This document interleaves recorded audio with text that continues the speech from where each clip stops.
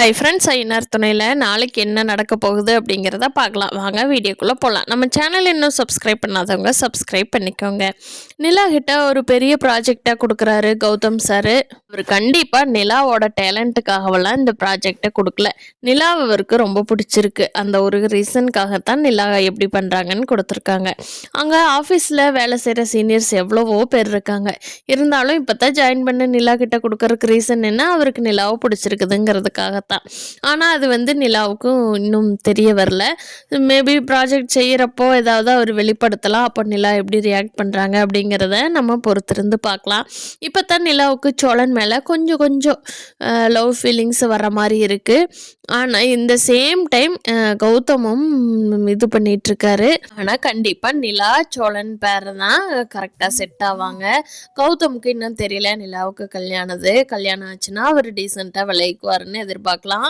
பாண்டியோட owner இந்த கடையை நீயே பார்த்துக்கோப்பா, என்னால் முடியல, உடம்புக்கு முடியல, அதனால் நீ எடுத்து லீஸ்க்கு எடுத்துக்கோ, ஆனால் ஒரு 3 லட்சம் மட்டும் எனக்கு கொடுத்துருப்பா அப்படிங்கிறாரு.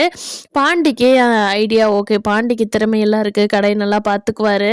ஆனால் 3 லட்சம் பணம் கொடுக்கணுமே அப்படின்னு சொல்லி வீட்டில் எல்லாத்துக்கிட்ட சொல்கிறப்போ நிலா தான் ரொம்ப சப்போர்ட் பண்ணுறாங்க. சூப்பர் பாண்டி, இப்படி எல்லாம் ஒரு சான்ஸ் கிடைக்காது, எல்லோரும் இருக்கோம்ல, எல்லோரும் அமௌண்ட் போட்டு நீங்கள் 3 லட்சத்தை கொடுத்துர்லாம், அது ஒன்றும் பிரச்சனை இல்லை அப்படின்னு சொல்லி ரொம்ப நல்லா மோட்டிவேட் பண்ணுறாங்க.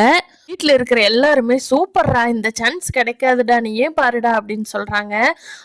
அந்த அன்னைக்கு சாயந்தரமே வானதியும் கடைக்கு வர சொல்லிட்டு பாண்டி இதை பற்றி சொல்கிறாரு. அப்போது வானதி சொல்கிறாங்க, ஏய் என்னடா ஒரு பெரிய கம்பெனிக்கு வேலைக்கு போனால் கூட பரவாயில்ல, இந்த கடையை பார்த்துக்கிறதுக்கு இது ஒரு பில்டப்பாக, இதெல்லாம் ஒரு கடை, இங்கே நீ வேலை செஞ்சிட்ருக்கிறன்னு வேற, இது வேற, நீயே தனியாக வேற வச்சு நடத்துறியா அப்படின்னு சொல்லி வானதி பேசுகிறாங்க.